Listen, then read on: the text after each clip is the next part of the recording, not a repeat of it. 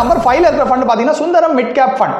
இந்த ஃபண்டோட expense ratio பாத்தீங்கன்னா 0.92% இருக்கு. எக்ஸிட் லோட் 1% வச்சிருக்காங்க. 1 இயர்க்குள்ள வித்ட்ரா பண்ணிட்டீங்கன்னா 1 இயருக்கு அப்புறமா வித்ட்ரா பண்ணீங்கன்னா எக்ஸிட் லோட் சார்ஜஸ் கிடையாது. ஃபண்ட் சைஸ் பாத்தீங்கன்னா 12,501 கோடி ஆல்ரெடி இருக்குங்க. லாக்-இன் எதுவும் கிடையாது. எப்போ வேணாலும் வித்ட்ரா பண்ணிக்கலாம்.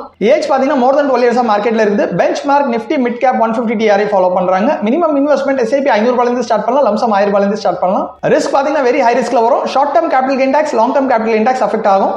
நீங்க வித்ட்ரா பண்ணும்போது 1 இயர்க்குள்ள எடுத்துட்டீங்கன்னா அதுல இருக்கிற ப்ராஃபிட்ல 20% நீங்க பே பண்ற மாதிரி இருக்கும். அது short term capital gain tax.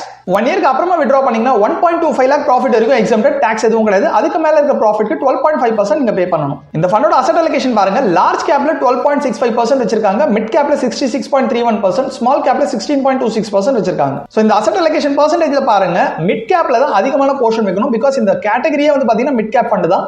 Mid cap போர்ஷனை தவிர்த்து லார்ஜ் அண்ட் ஸ்மால் கேப்ல எவ்வளவு போர்ஷன் வைக்கணும் அப்படிங்கிறது ஃபண்ட் மேனேஜரோட டிசிஷன்.